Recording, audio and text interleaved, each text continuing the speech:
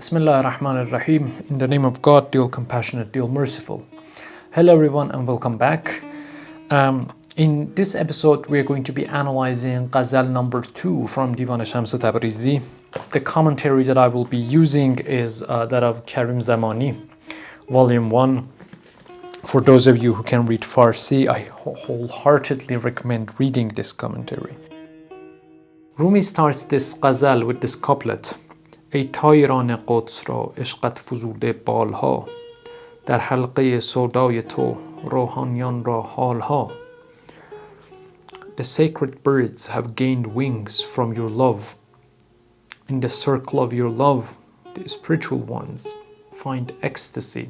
I'm not gonna be reading the entire poem first with its literal translation because I've already posted it in the description and you can simply read that. I will be diving into the interpretation and deeper layers. The sacred birds in this couplet refers to the mystics or those who have gained access into the spiritual realms, that is, those who have transcended the material world, attaining spiritual status.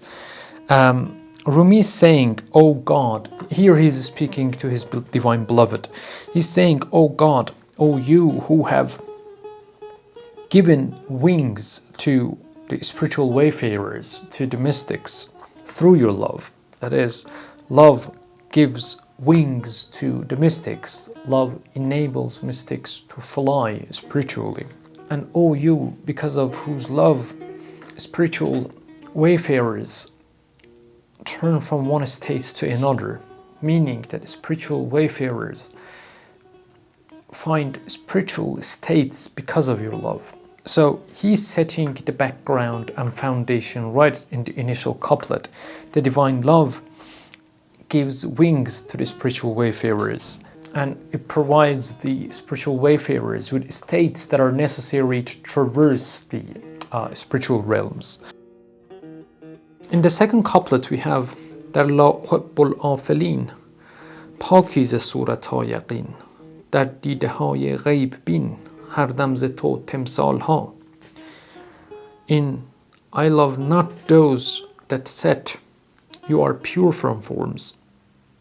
To the eyes that see the unseen your images appear constantly.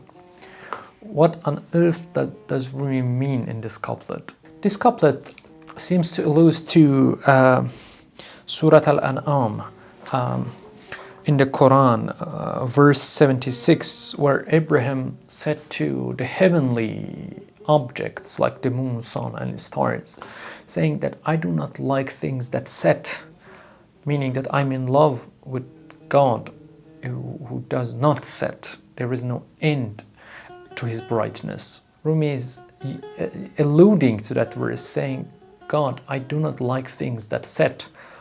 I love you and your love and the light from your love. And although I'm using these examples, these heavenly objects examples to communicate with you, you're free, you're pure from these forms, and I'm just limited by the language that I'm using. In the eyes of those who observe and see the unseen, you show images from yourself constantly at every moment.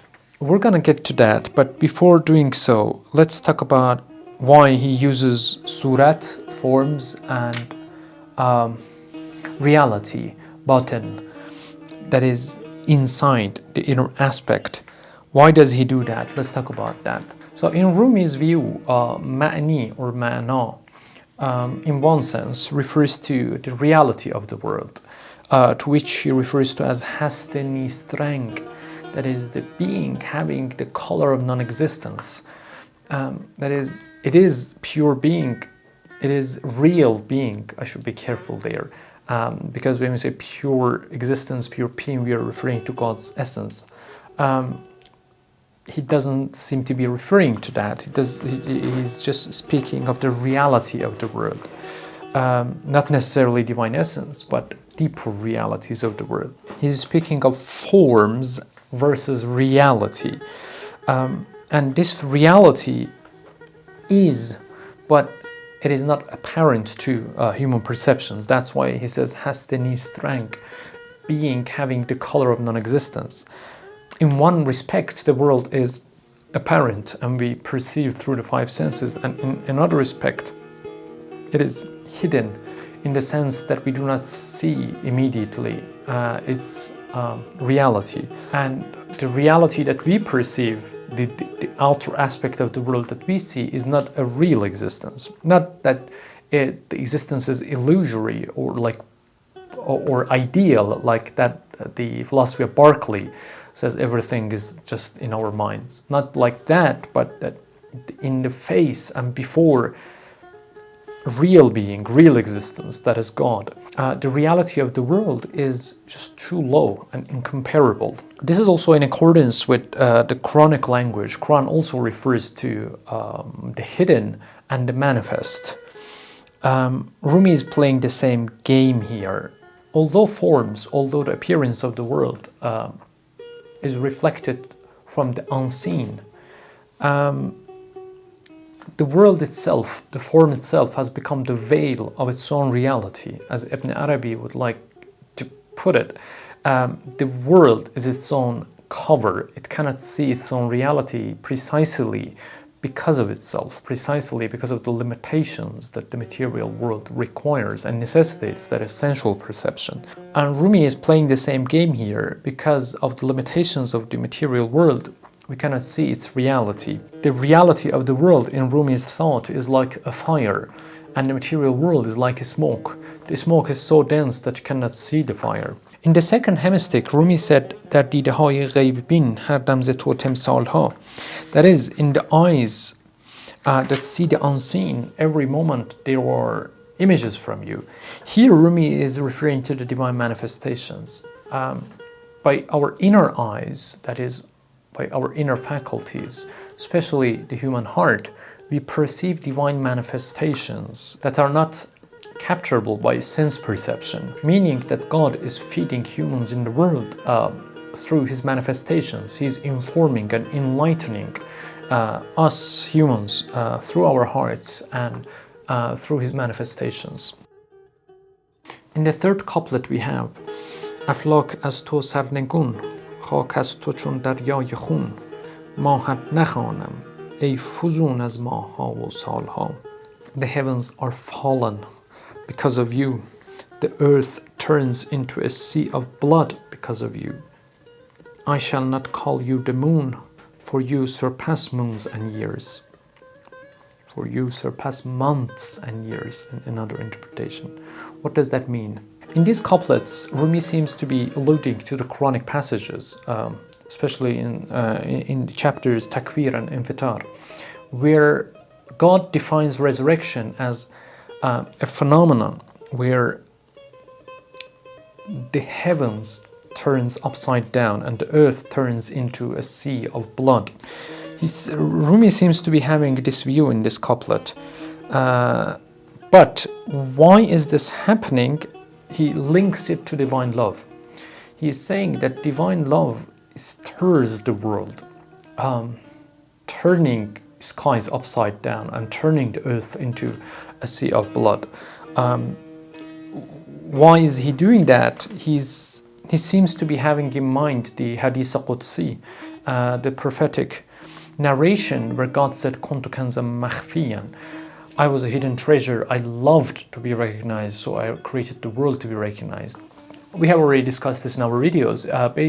Based on this narration, mystics, especially Sufis in Islamic mysticism, claim that one of the purposes of creation, the primary purpose of creation, was love, because God said, I loved to be recognized.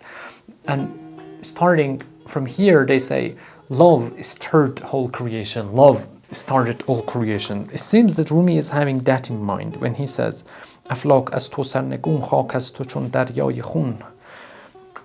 Skies turned upside down because of you. Dust, earth turned into an ocean of a sea of blood because of you. That is because of your love. All these things are happening. Your love is stored and caused all these things. And then he turned to his poetic play on words, not in a negative sense. ماهت نخواهم ای فزون از ماها و سالها. I will not call you the moon, because you surpass the moon and year. He's playing on words here in the sense that in Farsi, moon, month, can mean, the word mah has double meaning. It can refer to month, the word English month, and it can also refer to the word, the moon. He's saying, I will not call you moon in the sense of beauty, because you surpass all the physical beauty, all the mental conceptual beauties that we have assigned. Also, you surpass the month, again, is playing on words, and the year. We're not going to be dwelling on that much, but why does he refer to light here? Because when he talks about the moon, he's hinting moonlight. Why does he do that? In the first hemistich, Rumi was talking about, Rumi was alluding to resurrection. Having that in mind, having that background in mind, also considering that he's referring to light, we have this particular Quranic verse, Allahu nuru samawati wal ard. God is the light of the heavens and earth. Putting these together, one interpretation could be, and Karim Zamani has this, and I agree with him, could be that, light, God is the light of the heavens and the earth, yes, but on the day of resurrection, the perceptual barriers, the limits, the covers will go away, and we will see the truth, the light as it is, as much as it is possible, of course. But for people for whom these veils are like lifted, they can already see and observe the light in this world. They don't need to wait for resurrection. In other words, for them, resurrection is already happening. And Rumi refers to this in several parts of his poems, where he says, become resurrection, meaning that the resurrection is a stage, not necessarily a phenomena. Maybe as an existential stage that you can observe and experience within you. For example, in Masnavi, book 6, 756, he says, "Pas qiyamat sho, qiyamat ra bebin." Become resurrection to see resurrection. That is, you become resurrection. You unite with that stage, that existential stage. You become it. You see the light within you by those veils being lifted. Strive to reach that level, he says. In the fourth couplet we have کوه از غمت بشکافته وان غم به دل دردافته یک قطره خونی یافته از فضلت این افضالها. The mountain has cracked from your sorrow, and that sorrow has entered the heart. From your grace, a single drop of blood has found countless blessings. What is Rumi saying here? In this verse, Rumi seems to be referring to Surat al-Araf, verse 143, where Moses meets God in the form of fire and asks God to reveal himself to Moses. And God said, "Lan tarani, you will never see me. Observe that mountain, I will manifest myself to that mountain." And the mountain explode. You already know the story. Moses faints, and then when he gains his consciousness, says that God, you are transcendent, admits God's transcendence. Rumi seems to be referring to that, saying that "Ku has ghamat beshkafte," because of your sorrow, mountain exploded. Elsewhere in the Diwan, he says, the mountain exploded because of your love. Let's have that in mind. وان غم به دل در تافته. وان غم به دل در تافته. That sorrow has penetrated the heart. Putting these two angles together, the couplet is telling us that because of your love, because of the divine love, the mountain exploded. And love's sorrow penetrated the human heart. And fascinatingly, he says, a drop of blood found all these blessings because of your grace. That is, the human being who was once just a drop of blood within their mother's womb found all these virtues and perfections because of your grace. It couldn't have been something natural, as evolutionists love to lecture us, but it was, Rumi says, of course, I'm just interpreting, but it was because of your grace that all these perfections are happening. Your grace and your love are what propel our perfection. In verse 5 we have ای سروران را تو سند بشمار ما را زان عدد دانی سران را هم بود اندر تبع دنبال ها. O support of the noble ones, count us among that number, for you know that even leaders have followers behind them. Let us interpret this. Rumi seems to be saying that you, God, are the center around which the masters, the Sufi masters, the people of knowledge are circling, or you're the cornerstone of all masters and all the noble ones. So please count us as one of them, meaning that you know that all those masters are followers.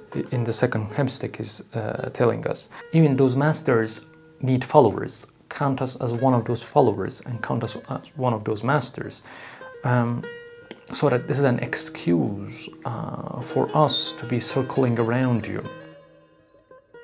The sixth couplet says سازی ز خاکی سیدی بر وی فرشته حاسدی با نقد تو جان کاسدی پامال گشته مالها. You, God, make a master out of dust, and an angel envies him. Before your wealth, souls are trivial, and material wealth is trampled underfoot. Here, in the part where he says بر وی فرشته حاسدی, that is, an angel envies him, Rumi is alluding to Satan, Iblis. The Quran says after God created Adam, he ordered all angels to bow in prostration before Adam, and all of them did except for Iblis, Satan. And Rumi is referring to that. He's saying, you craft human beings, you craft a noble being, a master out of dust. The Quran repeatedly says the human being was created from dust, from dirt, however that may be. You crafted the human being from dust, from basically a low-level material, and you took him to a level that even an angel was envious of him. The second hemstick of the couplet says با نقد تو جان کاسدی پامال گشته مالها. Before your wealth, souls are trivial. Although the human soul is higher in value than the human body, before you, even that soul is low value and trivial. پامال گشته جانها. Let alone the material things, let alone wealth, that is nothing compared to you. In the next couplet we have آنکو تو باشی بال او ای رفعت و اجلال او آنکو چنین شد حال او بر روی دارد خالها. Whoever has you as his wings, O his elevation and glory, whosoever attains such a state, marks appear on his face. If you become the wings of someone in his or her journey, what a grand status they might have. And any person who has this status that you have granted out of your grace will have marks on this face. That is, those who will be guided by you will be distinguished from those who are not. He is clearly not talking about physical marks on this face, on their face, He's just saying that you will burn your mark onto them spiritually so that they will be distinguished from others. This reminds me of a poem we have analyzed before. عاشقان را آتشی وانگه چه پنهان آتشی و از برای عاشقان بر نقد مردان آتشی داغ سلطان می نهد اندر دل مردان عشق تخت سلطان در میان و گرد سلطان آتشی. For lovers, says Rumi, is a fire, a trial by fire. The mark of the Sultan is burned into the heart of lovers. The throne of the Sultan is in the middle. Circling it is a ring of fire. Here we see Rumi is alluding to a similar pattern here, that those who are in love with God, God burns his mark into their hearts spiritually, saying that you are enslaved to me now. In couplet 8, Rumi says, گیرم که خارم خار بد خار از پی گل می زهد صراف زر هم می نهد جو بر سر مسقال ها. Even if I'm a thorn, a bad thorn, thorn only grows next to the flower. Even the gold exchanger places barley upon the scales. Here Rumi is saying that even if I'm not perfect, even if I have bad traits, even if I haven't been the person I'm supposed to be, I admit all. I confess that I'm imperfect. But let's not forget the thorn grows next to the flower. That is, badness is accompanied next to the goodness. Imperfection accompanies perfection. So it says in the next couplet, even a gold exchanger places barley when they are measuring gold. Well, like in the past, measuring gold was something very difficult because every tiny bit of it was, and still is, expensive. Sometimes they had to put one single grain, a barley, on the scale to be able to measure the intricacies of gold. And Rumi says, even if I, as a human being, even if I'm like that barley and I'm being measured against you who are pure gold, sure, it's incomparable, but still there is something there. Even if it is little, even if it is trivial. My existence finds value only in relation to your existence. Barley finds value through gold, and thus human imperfections are perfected by you, O the perfect beloved. Couplet 9 says, فکری بود است افعالها خاکی بود است این مالها قولی بود است این حالها حالی بود است این قالها. Deeds were thoughts, possessions were dust, these estates were words, and these words were estates.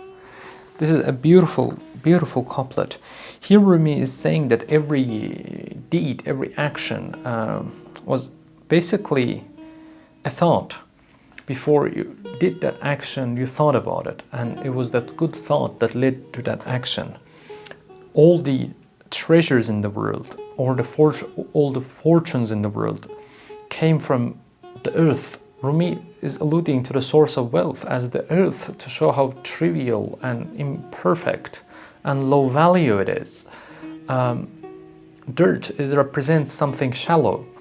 And here is saying all this wealth that you are killing yourself to attain are basically nothing. Look at its origin. In the second couplet, Rumi is saying that these spiritual states that you are seeing, you're experiencing, or you're hearing from others, they were all preceded by words. That is, first people heard or read some words from others, and those beautiful spiritual states appeared in them.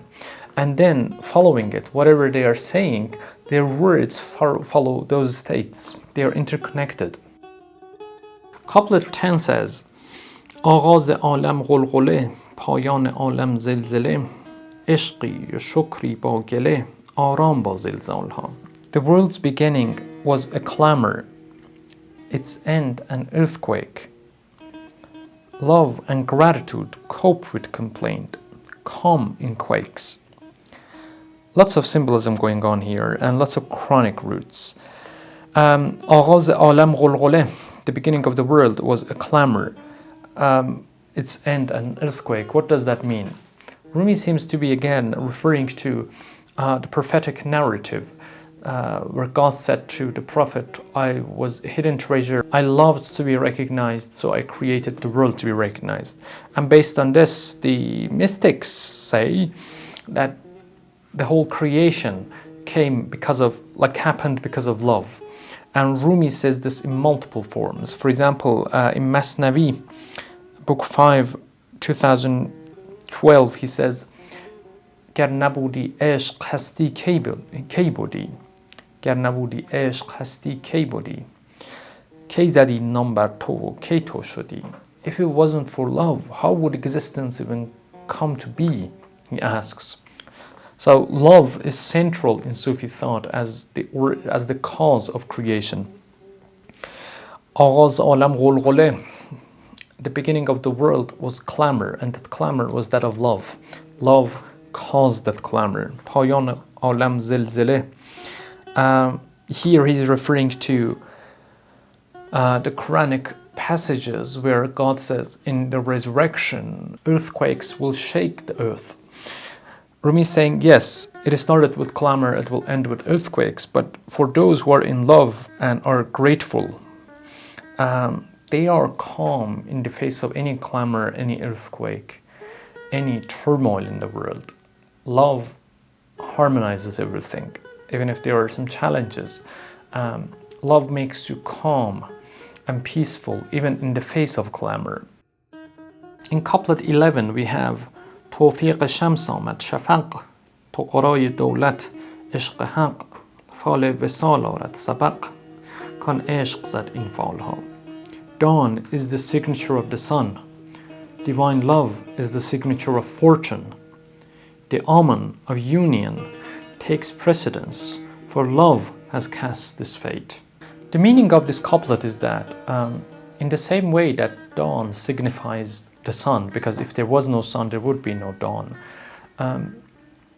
Divine love signifies fortune. That is, the blessing and fortune is directly tied to love.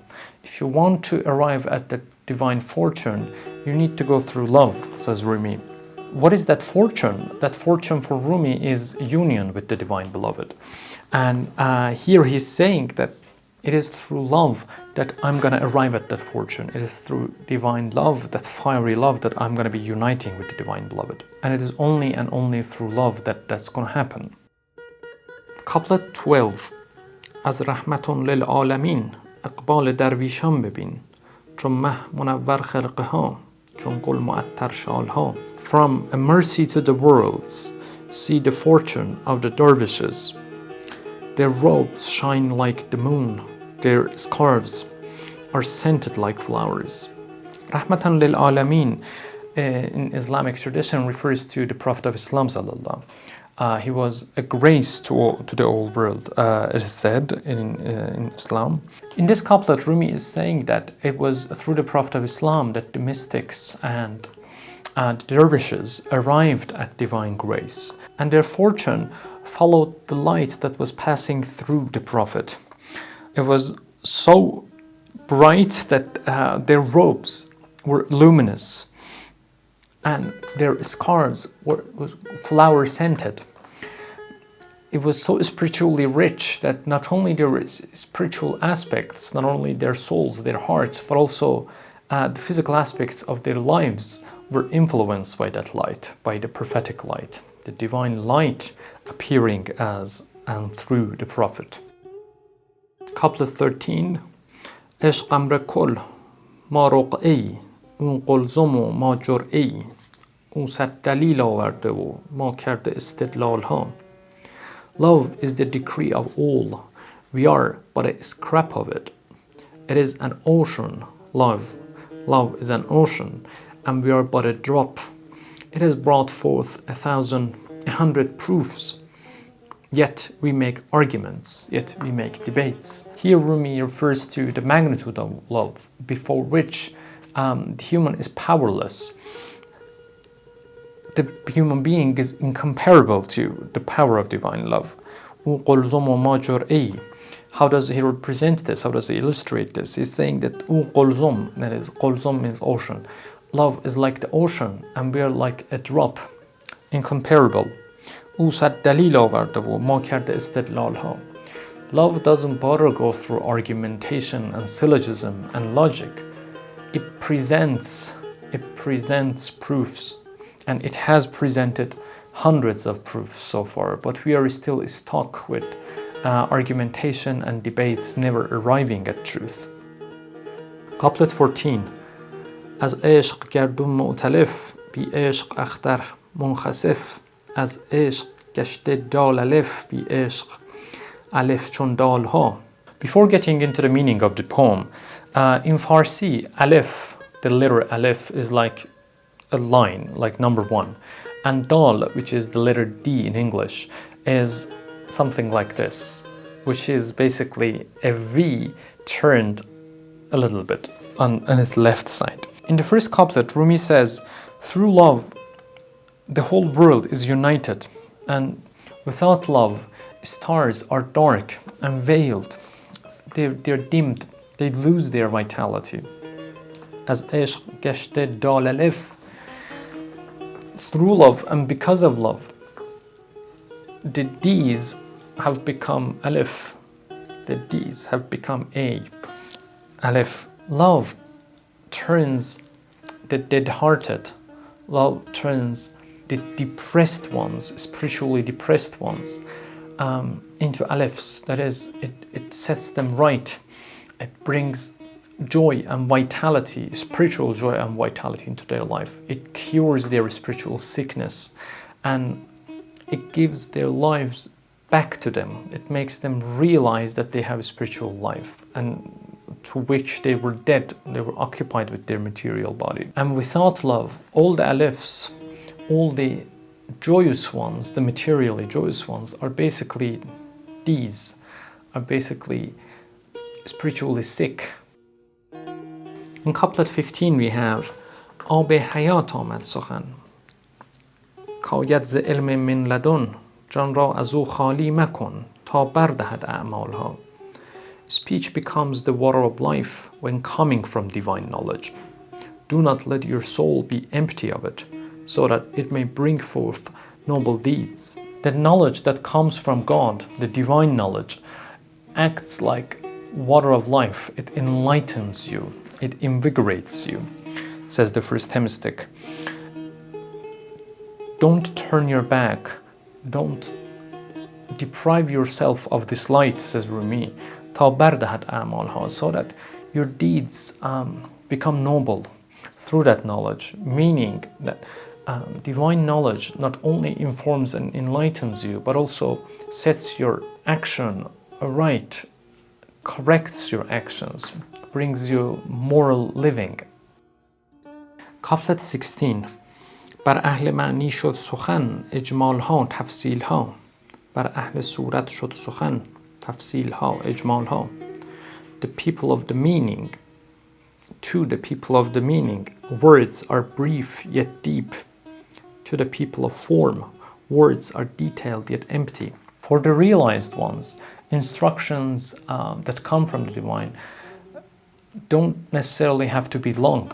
Even if they get something small from the divine, with their knowledge, with the enlightenment that they have received from God, and with their deeds, that is a reflection of the knowledge they have received from God, they turn that instruction and advice into something big. That is, they make the best use of it. Contrary to them, people who are enslaved in the material world and just see everything through the five senses, ignoring spirituality, no matter how much science they receive, they will not understand it. This is reminiscent of the Quran, where God says on multiple occasions, صُمٌّ بُكْمٌ أُمْيٌ فَهُمْ لَا يَعْقِلُونَ صُمٌّ بُكْمٌ أُمْيٌ فَهُمْ لَا يَتَكَلَّمُونَ صُمٌّ بُكْمٌ أُمْيٌ فَهُمْ لَا يَرْجُعُونَ. Deaf, dumb, they are. They don't see, they don't hear. And in some parts of the Quran it says, even if they hear, they do not understand because we have covered their hearts. Insist on specific hardcore sins. We will cover your eyes, we will cover your ears, we will cover your hearts so that you go deeper. Repent, fine, no worries, we will forgive you, says God. But continue and insist, I will help you there as well. If you want to go deeper, fine. I'm gonna cover your heart. Go as low as you can. In the 17th and actually last couplet, Rumi says, گر شعرها گفتند پر به بود دریا ز در که از ذوق شعر آخر شتر خوش می کشد ترحالها. Though poetry is spoken in abundance, the sea is better when full of pearls, for even from the joy of poetry, at last a camel happily bears its burdens.